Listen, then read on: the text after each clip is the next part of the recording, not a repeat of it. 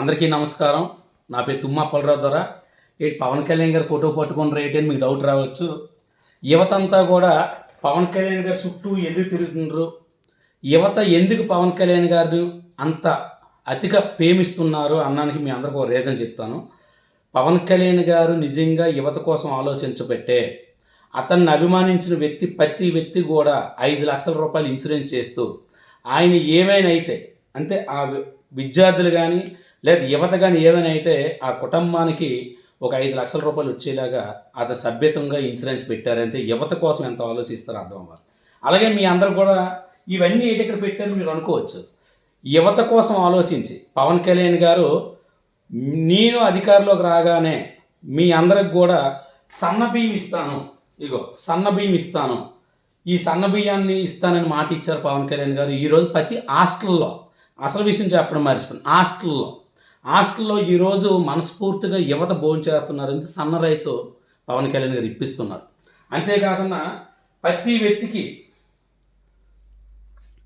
వ్యక్తికి కూడా ప్రతి 3 సబ్బుని నెలకి 3 సబ్బుని బట్టల సబ్బులు 3, అలాగే జీసీసీ ఒంటి సబ్బులు 3, ఫాన్కి సంబంధించిన పౌడర్ 3, అలాగే ఇవి శాంపుల్ తెలకి అంటే వారానికి 4 సార్లు వచ్చే శనివారానికి శాంపుల్ 3, నెలకు ఒకసారి అంటే 4 రోజుల తర్వాత మీరు ఫేస్ టు బెస్ వాడడానికి లేకుండా ఒక బెస్, నెలకు 3 పేస్ట్లు. ఈ విధంగా పవన్ కళ్యాణ్ గారు విద్యార్థులకి సప్లై చేయించడం ముందుకు వచ్చారు. అలాగే హాస్టల్ విద్యార్థులకి ఎప్పుడు కూడా పోషకాహారం లోపం ఉంటుందని చెప్పేసి ఉద్దేశంతో చెక్లేదు. అంటే మీ అందరూ కూడా తెలియాలి, ఇవన్నీ బెల్లంతో తయారు చేసింది. అంటే ఐరన్ పెరుగుతుందన్నమాట. తెల్లారి ఒకటి సాయంత్రం ఒకటి ప్రతి పిల్లడు కానీ ఈ చక్లీలు తింటే ఫ్రెష్గా ఉన్నవి మళ్ళీ 4 రోజుల తర్వాత మళ్ళీ కొత్తగా వస్తాయి. అంటే రోజుకు 2 సొప్పులు తినవచ్చు. ఈ విధంగా యువతకి పవన్ కళ్యాణ్ గారు ఆలోచిస్తూ యువతని మంచి తోవలో పెట్టాలనుకుంటే, యువత శుభ్రంగా ఉండాలనుకుంటే హాస్టల్ లాంటి ఏదైతే పెసారం ఉండేది హాస్టల్లో పుళ్ళు వచ్చేస్తాయి, గజ్జి వచ్చేస్తాయి, సబ్బులు ఉండవు, స్థానాలకు ఇబ్బంది పడతారు, సరైన ఫుడ్ ఉండదు అనేసి ఆ ఇబ్బంది లేకుండా ఉండాలనే ఇవన్నీ ఇస్తున్నారు.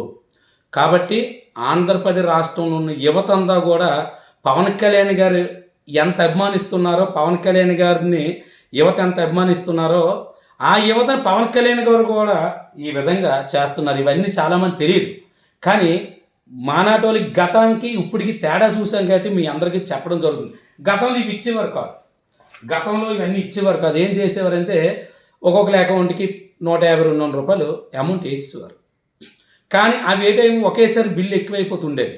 కానీ అలా కాకుండా ప్రతిదీ కూడా యువతకి కట్టింగ్ తలకట్ చేసుకోవడానికి ఆయిల్, తలకట్ చేసుకోవడానికి సబ్బులు, వీటితో పాటు స్నానాలు కాటి సబ్బులు, బట్టలు తుక్కోవడానికి, ఎప్పుడు మురుగు బట్టలు ఉండకన్నా ఇబ్బంది లేకుండా ఉండడానికి సబ్బులు, ఇవన్నీ అఫీషియల్గా ఒక 6 నెలలు బట్టి కంటిన్యూగా ట్రైబల్ విద్యార్థులందరికి కూడా 5th క్లాస్ నుండి 10th క్లాసు, ఇంటర్మీడియట్, ఎంటెక్ చేసిన వాళ్ళు, బీటెక్ చేసిన వాళ్ళు అందరూ కూడా హాస్టల్ అంటూ ఉన్న వాళ్ళందరికి కూడా ఈ విధమైన సప్లై చేస్తున్నారు.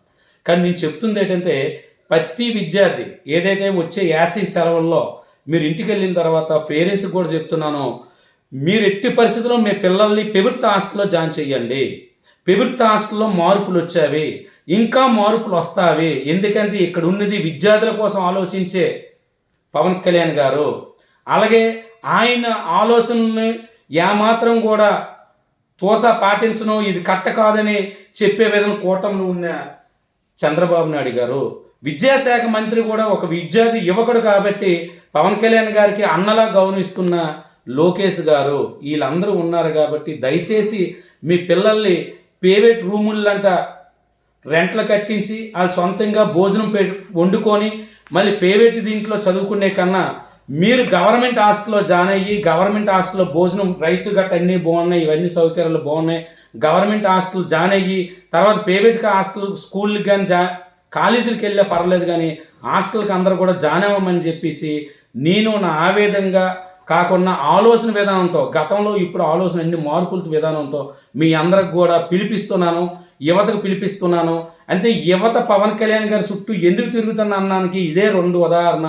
ఒకటి నా వెనకాల తిరుగుతున్న యువత ఏమైనా పడిపోతే కనీసం వాళ్ళకి ఏమైనా ఆదుకోవడానికి ఉపయోగపడాలని వాళ్ళకి ఇన్సూరెన్స్ కట్టిస్తున్నారు. యువతకి రాష్ట్రంలో అంటే ఎందుకు అతను ఎప్పుడు ఎక్కడికి వెళ్ళినా సరే యువత ఎక్కువ కూడా కంప్లీట్లు ఇవ్వడంతో ఈ రైస్ అలాగే ఈ సౌకర్యాలన్నీ కూడా పవన్ కళ్యాణ్ గారు ఒక మంచి ఆలోచనతో తీసుకొచ్చారు. కాబట్టి రాష్ట్ర ప్రజలందరికీ కూడా మీ అందరికీ చెప్తున్నాను, మీ పిల్లల్ని ప్రభుత్వ హాస్టల్లో జాయిన్ చెయ్యండి. ఎందుకంటే ప్రభుత్వ హాస్టల్లో జాయిన్ చేయమని అని చెప్తే 2 రూపాయలు డబ్బులు ఉన్నోళ్ళు ప్రైవేట్ హాస్టల్ అవుతారు. కానీ పేదరికం ఉన్నోళ్ళు కూడా తల్లిదండ్రులు ఇబ్బంది పెట్టి రూములు అంటే రెంట్లు కట్టలేక వాళ్ళు తాళాలు వేసి ఆ విధంగా తీసుకురావద్దు. మీ పేదరికం ఈ హాస్టల్లో నుండే మొదలయ్యి భవిష్యత్తులో స్థాయికి వెళ్ళాలి. బాబాసాహెబ్ అంబేద్కర్ చెప్పాడు, చదువే మన ఆయుధం, చదువే మనల్ని అంతం ఎక్కిస్తుంది, పైకి తీసుకొస్తుంది అన్నానికి. అలాంటి చదువుకోవడానికి మన పేద పిల్లలందరికీ కూడా హాస్టల్స్ ఉన్నాయి. అలాంటి హాస్టల్ మనం కానీ సౌకర్యాలన్నీ కల్పిస్తున్నారు కాబట్టి ఈ హాస్టల్ జాయిన్ అవ్వాలని చెప్పేసి నేను మీ తుమ్మ అప్పలరావు ద్వారా మిమ్మల్ని కోరుకుంటూ ఉన్నాను. జై హింద్.